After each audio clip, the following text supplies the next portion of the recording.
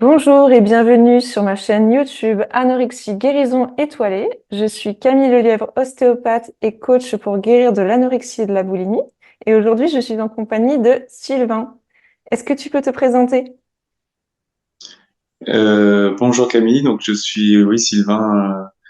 J'ai adhéré à ton programme depuis maintenant quelques semaines avec la volonté de guérir définitivement de cette maladie qui me traîne depuis quelques années maintenant. Et donc quand j'ai pris connaissance de ton contenu, de ce que tu proposais, ça m'a séduit de par le fait que tu aies un parcours assez proche du mien et finalement, et c'est vrai que je me suis toujours dit que tant qu'on n'est pas passé par l'anorexie, on ne connaît pas vraiment cette pathologie. Donc, je pense que c'est la méthode la plus adaptée pour m'aider et me sortir de ces troubles. D'accord, merci Sylvain. Donc Sylvain vient de rejoindre la méthode STAR pour guérir de l'anorexie sur 10 étoiles. Et donc Sylvain, si j'ai bien compris, toi tu souffres d'anorexie mais aussi de bigorexie. Est-ce que tu peux expliquer un petit peu aux auditeurs en quoi ça consiste? La bigorexie, c'est une addiction au sport. En fait, c'est-à-dire que j'ai développé une addiction à l'activité physique qui est un peu liée à mon tempérament de hyperactif, mais qui fait qu'en fait, je m'impose quotidiennement, même plusieurs fois par jour, des séances de sport qui sont dénuées de tout plaisir, de tout le plaisir qu'on peut éprouver à faire du sport passion. Et donc voilà, en fait, c'est une addiction au sport. On peut avoir des addictions à toute autre substance, au sucre, aux drogues ou autres. Et là, c'est une addiction au sport, avec en plus enfin avec la différence par rapport à une addiction à des substances comme le sucre ou autre alcool, c'est que là, c'est pas enfin, on n'en retire pas du plaisir, au contraire, on en retire des dommages pour le corps. Donc, voilà. Alors oui, ça c'est l'interprétation que tu fais de ce que tu souffres, mais si tu le fais, c'est forcément que ça t'amène un bénéfice, c'est-à-dire que si tu ne le fais pas, tu souffres. Si tu le fais, ça t'apporte des hormones de bien-être et tu as l'impression d'accomplir quelque chose de bien pour toi. C'est comme une pulsion, c'est bien ça que tu m'as expliqué. C'est exactement ça, oui, c'est une pulsion et comme tu le dis à juste titre, ça m'apporte en fait cette sérénité de devoir accompli en fait. C'est vrai que je fonctionne un Mm. petit peu comme ça. Si je l'ai pas fait, je culpabilise énormément parce que j'ai l'impression de pas avoir rempli mes devoirs de la journée. Mm. Donc, Et voilà. même si j'en ai pas du tout la force, je me force toujours à faire mes séances. D'accord. Et je suis tout à fait, je peux être compréhensif pour ça parce que j'ai souffert de la bigorexie aussi, l'hyperactivité, et que c'était vraiment quelque chose de compulsif. Même s'il pleuvait ou il neigeait, il fallait que je sorte, que ce soit pour courir, marcher, faire du vélo. Et c'est plus fort que nous. Si on le fait pas, on sent que c'est comme, on pourrait en mourir de pas pouvoir le faire, quoi. C'est quelque chose de plus fort Voilà, que tout. Mm. c'est exactement ça. Et c'est quand j'ai vu ça sur ta chaîne notamment que ça m'a particulièrement séduit parce que je me suis dit que ouais, Mm. ton parcours était vraiment très proche du mien et donc Mm. je sentais que je me sentirais parfaitement compris sur tous ces Mm. aspects-là. Oui, parce que c'est vrai que moi, à l'époque, les médecins ne me comprenaient pas non plus pourquoi je voulais sortir de l'hôpital, j'avais besoin de marcher, voilà, et on me disait il faut que je reste allongée dans un lit, ça c'était très dur. Donc je peux comprendre ce que tu vis aujourd'hui, ton quotidien à l'hôpital, qui n'est pas facile, d'accepter la sonde nasogastrique. Hein, tu pourras Oui. expliquer un petit peu aux auditeurs pourquoi ils t'ont mis la sonde et le fait que tu sois en plus enfermée à l'hôpital, qu'est-ce que ça a comme impact pour toi aujourd'hui? Alors oui, la sonde, ça a été très difficile à admettre au début parce qu'en fait, c'est de la nourriture qui est injectée donc par une sonde nasogastrique donc, qui passe par la narine et qui redescend jusque dans l'estomac. Et donc toutes les nuits, en fait, on me gave un petit peu comme une oie. Et c'est vrai que quand on est anorexique, c'est particulièrement frustrant de recevoir en fait toutes ces calories quand on est quelqu'un qui a tendance à compter les calories. Recevoir toutes ces calories alors qu'on se dit qu'on pourrait les manger à des repas, c'est particulièrement frustrant et difficile à assimiler, à admettre. Mm. Donc petit à petit, j'admets un peu plus. Enfin, j'arrive de mieux en mieux à l'admettre. Comme je essaie de le prendre comme un médicament en fait, faire abstraction des calories que ça injecte.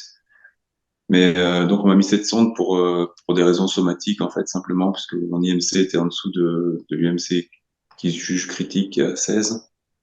Et donc, tant que j'ai pas réatteint cette IMC, la sonde est maintenue Oui.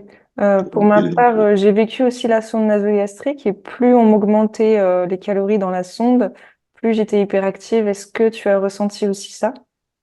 Oui, c'est un peu ça aussi. Ouais, c'est très difficile à faire abstraction comme je l'ai dit, j'essaie de faire abstraction en prenant ça comme un médicament. Mais ça reste, oui, mais fatalement, on se dit que toutes les calories qu'on prend pendant la sonde, enfin pendant la nuit, avec la sonde, c'est des calories que je me prive pendant les repas. Donc, c'est un peu le côté contre-productif Hmm. que je signale ici, mais qui est malheureusement pas vraiment entendu et écouté. D'accord, merci Sylvain. Et comment peux-tu expliquer ton obsession pour la musculation? Comment tu peux expliquer que ce soit devenu compulsif? Et comment ça a pris le dessus de ta vie en fait, tout ça?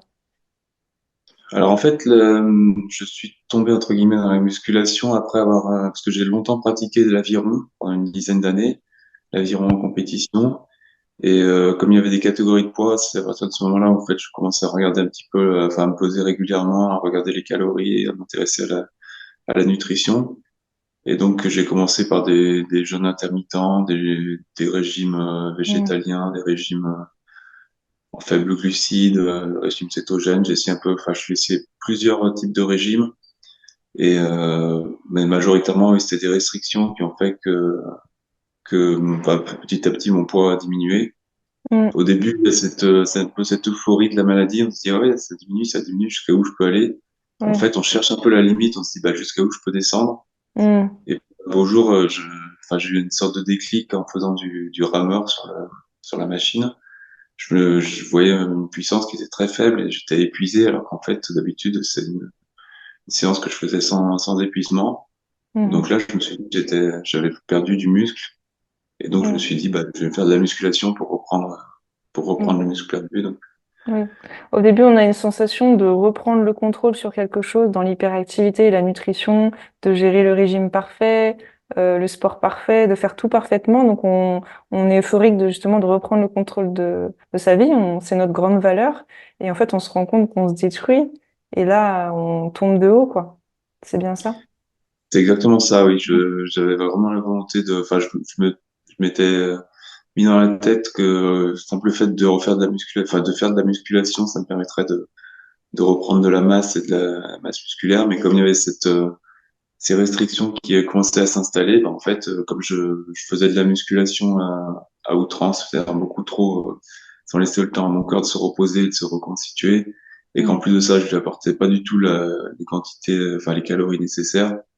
En fait, petit à petit, ça descendait, et puis il y avait toujours cette voix un petit peu malade qui me tirait en me disant, bah ouais, mais jusqu'où tu peux descendre en gardant quand même une certaine puissance. Mm. Comment tu peux expliquer, Sylvain, ce sentiment de culpabilité et d'angoisse que tu ressens au moment des repas et qui sont aussi en lien avec la peur de perdre ta masse musculaire, le fait d'être à l'hôpital? Ce que tu m'as dit, c'est ta grande peur de perdre cette masse Oui, musculaire. oui, Que- c'est ça. En fait, c'est vraiment une peur de perdre la masse musculaire si je sollicite pas suffisamment les muscles. Typiquement, si je reste allongé, enfin, si je fais une sieste pendant la matinée ou pendant l'après-midi, je culpabilise de pas avoir utilisé mes jambes, donc je m'impose forcément une séance où je mobilise les jambes ensuite pour me Hmm. dire qu'elles ont fait leur quota de mouvement pendant la journée et qui justifie la présence des muscles Oui. Donc il y a bien qui- dans la croyance limitante profonde en toi ce sentiment de devoir manger parfaitement, de devoir faire ton sport pour avoir accompli ton devoir de la journée. Et en fait, si tu fais rien et si tu es dans le lit d'hôpital à te détendre, tout ça, en fait, tu culpabilises parce que c'est comme si que tu étais feignant et que tu ne faisais rien. C'est bien ce que tu m'avais expliqué. C'est ça, voilà. Et dans ce cas-là, si jamais, enfin, ça m'arrive très rarement parce que j'aime tellement manger en fait que je préfère Hmm. souffrir à faire mes séances et ensuite pouvoir mériter mon repas Ouais. plutôt que de me restreindre sur le repas. Mm. Ça, Et si ça m'arrive, tu me fais vraiment penser à moi parce que moi j'ai toujours aimé manger aussi. J'ai toujours oui, trouvé voilà.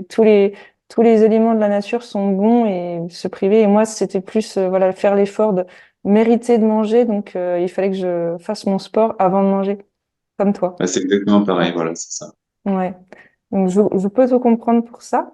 Et comment tu peux me parler si tu as mis en place des stratégies pour faire face à ces sentiments ou dans la gestion, comment tu gères en fait cette maladie en ce moment?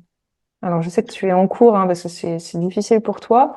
Est-ce que tu peux me dire un petit peu où tu en es avec ça? Comment tu arrives à gérer? Alors oui, comme tu le dis très justement, je suis en phase enfin vraiment tout début de phase de guérison, parce que j'ai adhéré à ton programme il y a peu de temps et jusqu'à présent enfin j'étais pas suivi dans des lieux spécialisés, donc c'est assez nouveau pour moi le processus de guérison. Mais pour parler des stratégies, je vais un peu aller en ta faveur, parce que enfin j'ai commencé un peu à suivre les conseils que tu m'as donnés, c'est-à-dire essayer de me détacher de cette image du Sylvain musclé que j'ai eu et qui est une fausse image. Il faut que j'accepte que maintenant je suis plus le Sylvain musclé. J'essaie de me voir de l'extérieur, en fait, essayer de me rendre compte aussi de l'absurdité de, de la chose que je fais en essayant enfin, de me voir d'un point de vue extérieur, d'un point de vue spectateur de moi, et me dire, mais à quoi Oui. bon, enfin, quelle est la finalité dans ce que tu fais? Mm. En fait, tu t'es vraiment identifié à un personnage, un Sylvain qui doit faire son sport. Tu t'es identifié à ça et comme si que tu devais remplir ce devoir-là. Et en fait, tu t'es Non, rempli oui. ça pour remplir sûrement un autre vide plus caché qu'on va travailler ensemble. Et se désidentifier de ça, que ce soit du mal qu'on t'a fait ou de fait de reprendre le contrôle, se désidentifier. Et le Sylvain, il a une âme, il a quelque chose de profond en lui qui, lui, dans n'importe quel corps qui pourrait être sur Terre, il serait toujours le Sylvain. Et là, en fait, tu deviens esclave de ton propre corps et donc, du coup, il faut se désidentifier de ça pour pouvoir guérir. C'est pour ça que je vais pouvoir t'aider Oui. là-dessus. Mm. Et Voilà. pour l'instant, c'est en phase de début, Oui, mais c'est oui, le ça début. fait beaucoup de pensées. C'est Voilà. vrai que j'avais pas forcément perçu ça de cette manière-là, et c'est vrai que c'est une chose qui m'aide actuellement. Ça me permet enfin de savoir qu'il faut que je me désidentifie de cette image que je me suis faite, qui est ancrée Mm. Et profondément. est-ce que tu aurais réfléchi un petit peu à cette origine de cette phobie de fonte musculaire, et comment ça peut avoir une influence sur ton comportement alimentaire, en fait, et ton entraînement? D'où ça vient cette phobie de fonte musculaire? Est-ce que tu penses que c'est l'environnement, quelque chose qu'on t'aurait dit, ou toi-même qui t'es même mis ça dans la tête? Comment tu penses que c'est venu cette origine?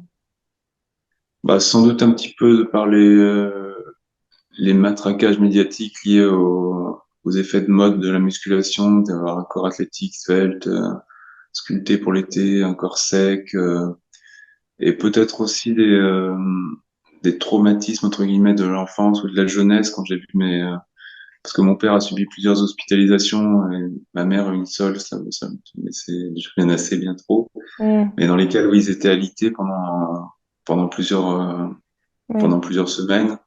Et donc, enfin, il me disait, j'entendais les discours médicaux qui disaient que il faut reconstruire tous les muscles parce que forcément les muscles des jambes vont fondre. d'accord.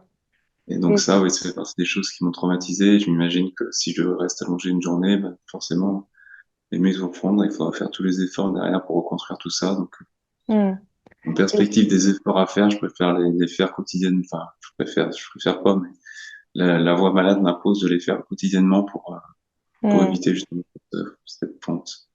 Est-ce que tu peux justement, là c'est ma partie en tant que coach, justement cette question magique, euh, comment tu peux utiliser le fait que tes parents en fait ont subi ça à l'hôpital et tout ça, comment toi ça a pu te rendre plus fort justement, euh, comment ça peut toi-même te dire, ça m'a apporté quelque chose, ça m'a appris quelque chose et aujourd'hui je suis qui je suis. Si tes parents n'avaient pas vu ça, vécu ça en fait, qu'est-ce que ça aurait pu changer dans ta vie?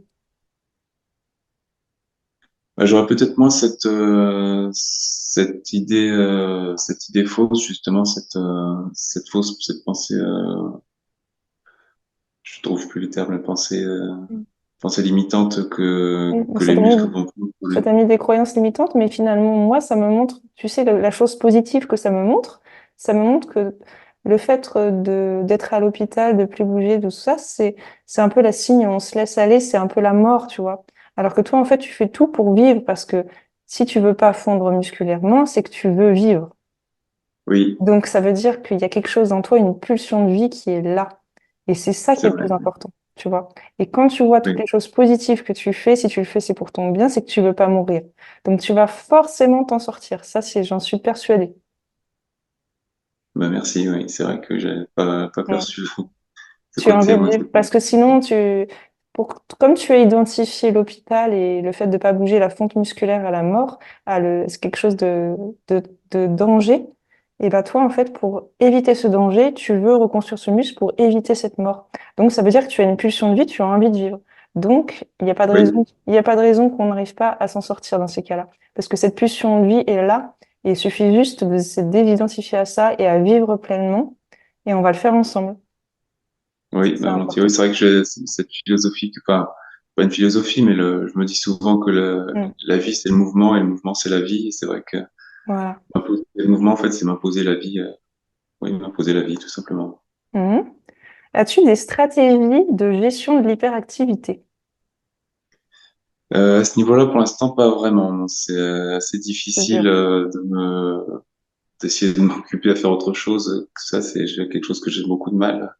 Et le Après, fait, les chiffres aussi, on avait parlé des chiffres, le fait de compter, tout ça. oui, oui, ça, je suis malheureusement encore beaucoup trop dans le comptage, sur le comptage d'épaules, comptage du nombre de répétitions, nombre de séries, nombre Mm. de Vraiment, calories. de prendre conscience de chaque mouvement que tu fais au lieu de vouloir faire plus j'en fais, mieux c'est. Oui. Ouais. Ça, c'est Donc, un peu ce que j'essaie de mettre en la place, même si qualité pour à la l'instant, quantité déjà dans un premier temps. Mm. c'est ça, oui. Ça, c'est un des conseils que tu m'as donné, que j'essaie de petit à petit de mettre en place en réduisant, en fait, chaque jour la quantité, en essayant plutôt de me focaliser justement sur la qualité, sur les muscles Mm. travaillés à chaque fois. D'accord. Et concernant tes restrictions alimentaires, je reviens dessus, comment ces interdits alimentaires que tu as, ça affecte ta relation avec la nourriture et les défis que tu rencontres pour les surmonter? Alors, ça affecte en fait principalement oui, ma notion, enfin, mon rapport spontané à la nourriture en fait. C'est-à-dire que lorsqu'on me propose des biscuits ou des gâteaux en dehors des repas, c'est systématiquement un refus, même si ça pourrait me faire plaisir. En fait, ouais, j'ai perdu toute notion de limite entre la faim et la gourmandise. Et c'est frustrant parce qu'en fin de compte, je perds oui, toute spontanéité, Finalement, tu souffres un peu d'orthorexie comme je l'ai vécu aussi, le fait de oui, vouloir manger voilà, des repas sains pour construire ton muscle. Voilà, tu veux ce que tu manges, que ce soit pour construire du muscle en fait. voilà, c'est ça, oui. Hmm. Je comprends bien ça. Et donc ça, oui, moi, c'est l'orthorexie que j'ai vécu aussi, l'hyperactivité, donc vouloir tout contrôler parfaitement, en fait, comme si que tu voulais être le Sylvain parfait. Euh, Oui, voilà. Sauf que c'est dans les croyances parce que la perfection n'existe pas, on le sait, parce que même ce qu'on pense manger sainement, c'est pas forcément, on sait même pas forcément d'où ça vient. Même oui, l'eau qu'on boit, tout, on peut pas tout contrôler, même l'air qu'on respire. Donc en fait, on se rend compte que c'est impossible la perfection. Donc on se fait du mal en voulant faire des choses qu'on croit c'est dans notre tête en fait, hein. oui, oui, c'est ça, c'est un peu engendré par mon côté perfectionniste justement et Hmm, très jusqu'au boutiste. Mais ce qui m'aide en ce moment à l'hôpital, c'est justement de pas avoir à gérer les repas et d'avoir hmm, des repas qui soient tout pensés, tout préparés et qui sont pas du tout le genre de repas que je me ferais. Ça me permet de me réhabituer un petit peu à manger de tout et de manger varié hmm. et Ce qui équilibré va, relativement. ça va être important justement quand tu vas retourner chez toi, que tu puisses être accompagné pour remettre vraiment les choses, que tu saches toi ce que tu dois te faire à manger, ce que tu as envie, qui tu es vraiment, et pas retomber justement dans un contrôle, que ce soit avec les chiffres, que ce soit te peser, peser les aliments, compter tes heures d'entraînement, se détacher du chiffre, hein, ça, j'ai toujours dit que les chiffres ça tue. Donc il va falloir Oui. qu'on travaille tout ça ensemble, ça je l'ai bien compris. Et est-ce que tu peux justement avoir un message d'espoir pour ceux qui luttent contre la bigorexie justement, le fait de savoir qu'il y a des gens qui peuvent voilà accompagner, il y a en fait les personnes qui souffrent d'anorexie aujourd'hui, qui sont tout seuls ou qui osent pas en parler, quel message d'espoir tu as envie de leur donner? Eh ben, je leur dirais que enfin, il est tout à fait possible d'en sortir comme de toute addiction. Et il faut surtout pas pas perdre espoir et une des stratégies justement que j'utilise, c'est que je me dis que comme j'aime bien faire des efforts, que ce soit sur le plan physique ou intellectuel, et ben là, je prends ça comme un nouveau défi, en fait, comme Mm. un défi mental, un défi sur le plan psychique, essayer d'en faire moins, un petit peu moins chaque jour. Et c'est un défi, une compétition envers moi-même, en fait, et donc utiliser cette force de compétitivité qu'ont les personnes addictes au sport, justement, pour faire un Valori- effort. Valoriser ta guérison, c'est pour ça que je voulais justement que tu parles de la méthode STAR dans laquelle tu t'es impliqué, tu t'es investi. Pour la méthode STAR, en fait, qu'est-ce que tu trouves de bien justement le fait de valoriser la guérison, le fait que tu aies pris ce programme, comment tu te sens justement, le savoir d'être accompagné par quelqu'un qui te comprend, d'avoir tes diplômes à chaque étoile, de vraiment qu'on valorise tout ce que tu fais. Comment tu le ressens ça? Alors pour l'instant, j'en suis pas encore au niveau des diplômes, mais ce qui est apaisant, c'est de se sentir en fait de se sentir toujours épaulé. C'est-à-dire que quand j'ai besoin, des moments où c'est difficile, je sais que je t'écris et très souvent tu réponds rapidement ou tu m'appelles quand mes messages sont un petit peu des messages de détresse. Et ça fait du bien, oui, de se sentir assisté en fait. Mm. Je peux pas dire H24 parce que j'ai jamais essayé de Mm. te solliciter pendant la nuit ou autre, mais oui, Mm. c'est se sentir vraiment assisté et épaulé en permanence en fait. Mm. C'est vrai que j'ai voulu créer cet accompagnement pour que les personnes n'aient pas besoin d'aller chercher plein d'informations sur Internet. C'est déjà l'anorexie, la bigorexie, l'orthorexie, c'est quelque chose à plein temps dans la tête, ça prend déjà un temps plein. Et le fait Oui, de juste suivre le programme et vraiment qu'on ait tout dedans, l'accompagnement avec moi, plus tout ce qu'il y a sur la plateforme, les diplômes et tout, vraiment d'être accompagné de A à Z jusqu'à la guérison, n'importe où tu es, que tu sois à l'hôpital, chez toi, chez tes parents, n'importe où, je serai toujours là pour t'accompagner dans n'importe quelle condition. Le but de trouver un environnement et un cadre favorable. Et moi, je suis toujours là pour que ce soit par téléphone, par visio, par message, avec la plateforme. On met toutes les chances de notre côté pour que toute l'expérience que j'ai vécue avec ça, que je puisse te l'apporter et que tu t'en sortes plus vite pour pas que tu me mettes autant de temps que moi. C'est pour ça que oui, j'invite les personnes comme toi qui souffrent à me contacter pour qu'on puisse mettre une stratégie en place, que je puisse apporter la meilleure solution et voir si mon accompagnement est propice à cette guérison par rapport à chacun sa problématique. Donc il faut, s'il n'y a pas d'appel, on passe pas à l'action et il y a pas de changement, donc pas de guérison. Si c'est on ça, oui. Il répète les faut mêmes tant choses. oui, comme le dit la célèbre citation d'Einstein, Hmm. c'est en réitérant les mêmes expériences chaque jour, faut pas espérer des résultats différents. Et c'est vrai que Ouais. le fait de se lancer, ça te donne une initiative et c'est comme tu le dis, je le confirme juste, enfin, vraiment, c'est que tu es toujours disponible et quand on a besoin, et c'est ça qui est Hmm. personnellement qui m'apporte beaucoup, c'est-à-dire c'est au moment où on a besoin que finalement je peux Hmm. faire appel à toi. Alors que si on a des rendez-vous psychologues ou psychiatres ou n'importe quel rendez-vous médicaux tel jour à telle heure, c'est pas forcément l'heure ou le jour auquel on a besoin de se sentir écouté. Oui, c'est vrai qu'au Donc début là, de c'est l'accompagnement, tu te souviens, on s'est dit, bah, finalement, le rendez-vous, on va pas se fixer un horaire. On fait un oui, peu au feeling quand tu as besoin. Hop, on s'appelle, on voilà, dit, est-ce que j'ai une demi-heure ou un petit quart d'heure à me consacrer? Et on fait quand tu as besoin. Et c'est vraiment, voilà, c'est vraiment un accompagnement comme ça, à 7 la jours sur carte, c'est 7. Ouais, vraiment c'est vraiment super. Moi, j'avais une maman d'une personne que j'accompagne aussi, qui m'appelait quand il y avait besoin le dimanche ou quoi. Et j'étais toujours là pour pouvoir être là au mieux possible, mais je peux pas être disponible 24 heures sur 24, mais je fais au mieux pour répondre dans les moments les plus difficiles qu'un psychologue ne fait pas. Et c'est vrai que c'est ce qui me tenait à cœur, c'est un accompagnement unique en France qui n'existe pas et que j'aurais voulu avoir quand je suis tombée malade. Et j'espère qu'il oui, pourra c'est avoir. vraiment ce dont on a besoin en fait, c'est de se sentir écouté et de pouvoir se confier au moment où on en a le plus besoin. Hmm, Et c'est vraiment ce qu'apporte l'accompagnement et c'est hmm, pour l'instant ça m'aide beaucoup. oui. Et du coup, comment tu envisages la suite avec moi? Comment tu te sens est-ce que tu te sens soulagé justement d'avoir pris l'accompagnement, de savoir qu'il va y avoir quelque chose de beau pour toi derrière? Oui, je le prends vraiment comme le début d'une nouvelle vie en fait. Hein. C'est la perspective de sortir enfin guéri pour les beaux jours qui arrivent. Parce que là, on est au mois de enfin, au printemps, au début du printemps. Et donc la volonté, ouais, de me projeter dans dans ce nouveau moi, dans cette nouvelle vie à moyen terme, dans laquelle je me perçois comme un Sylvain sain et Mm. sorti des troubles. Super Sylvain. Et as-tu un petit message pour justement les hommes qui souffrent de anorexie, boulimie, bigorexie et qui osent pas en parler parce qu'on parle souvent des femmes. Il y a beaucoup plus souvent des femmes qui font appel pour les troubles du comportement alimentaire. Et qu'en est-il des hommes qui se cachent et qui en a en fait beaucoup et qui sont pas forcément diagnostiqués ou qui osent pas en parler? Est-ce que tu as un petit message pour ces hommes-là? C'est vrai que c'est d'autant plus difficile quand on est un homme, parce qu'on a l'impression d'être encore plus un cas particulier, parce qu'on se dit que, enfin, souvent on voit que c'est l'anorexie traitée comme un sujet 100% féminin, mais je pense que c'est une maladie qui touche de plus en plus les hommes, notamment la bigorexie, avec la mode de la musculation et tous les encouragements à faire des sèches Hmm. ou autres régimes pour être svelte et athlétique.